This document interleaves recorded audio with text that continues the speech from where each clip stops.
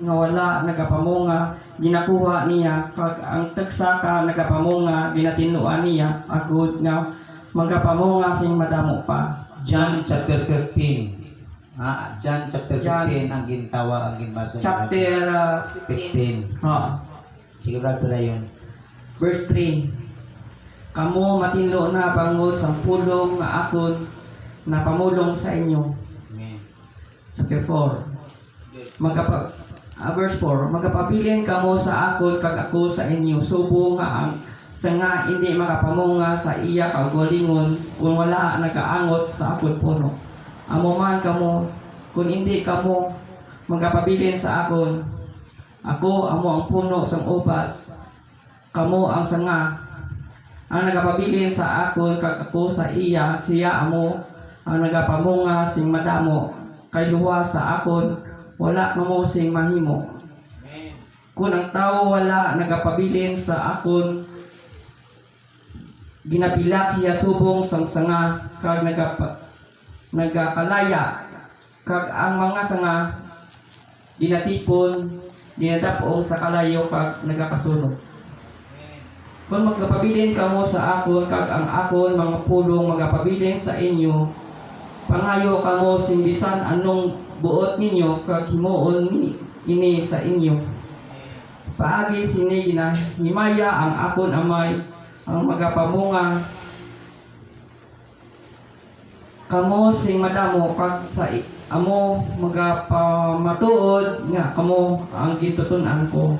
Subong nga ang amay magahigugma sa akon, ako man magahigugma sa inyo. Pabilin kamo sa akon gugma.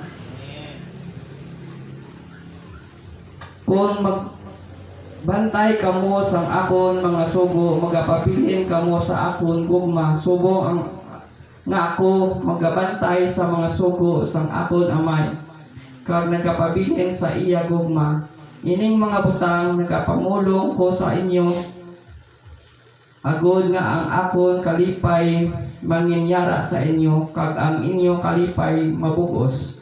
Ini amo ang akon sugo nga makigugmaanay kamo subong nga ako magagugma sa inyo. Walay tawo nga may gugma nga dako pa sini nga ihatag sang isa ka tawo ang iya kabuhi tungod sa iya mga abyan. Kamo ako mga abyan kung nagahimo kamo sang ginsugo ko sa inyo, hindi na ako magtawag sa inyo nga mga ulipon, kay ang ulipon wala makahibalo sang ginahimo sang iya agalon. Apang ako magatawag sa inyo nga mga abyan, kay ang tanan nga akon napatian sa akon amay napakilala ko sa inyo. Kamo wala magpili sa akon, kundi ako nagpili sa inyo. Nagtando sa inyo agod nga magalakat kamo kag magpamunga, kag ang inyo bunga magpadayon, agod nga bisan ano ang inyo pangayoon sa amay sa akon ngalan ihatag niya sa inyo. Verse 17. Ini ginasugo ko sa inyo nga magagugmaanay kamo. Kung ang kalibutan nagadumot sa inyo, kilalahan ninyo nga ini nagdumot sa akon simuna sa inyo. Amen.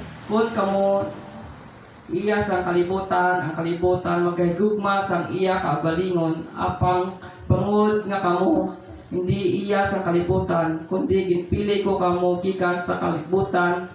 Busa ang kalibutan nagadumot sa inyo. Duduma ang pulong nga ginsiling ko sa inyo, ang ulipon hindi dako pa sa iya agalon. Kung kiningabot kamo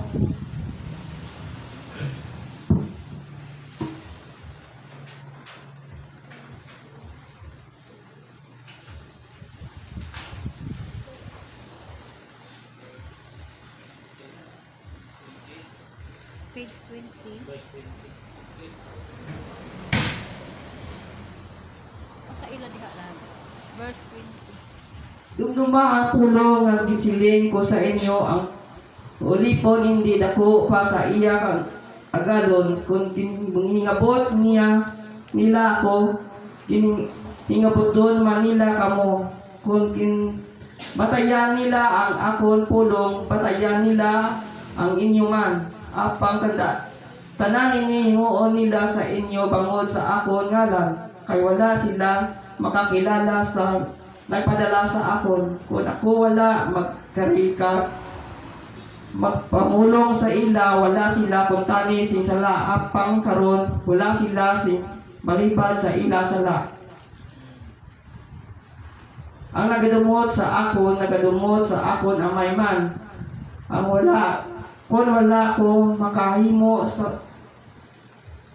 sa tunga nila sa mga buhat mawala ipan nga na nakahimo wala sila kuntani sing sala apa karon nakakita sila nakadumot sa akon kag sa akon amay ini amo ang pagtuman sa pulong nga nasulat sa ila kasubuan Didugtan nila ako sa walay kabandanan. Apa kung wala makari ang mananabang na akon ipadala sa inyo gikan sa amay ang espiritu sa kamatuoran ang nagakikan sa amay siya magasaksi sa akon.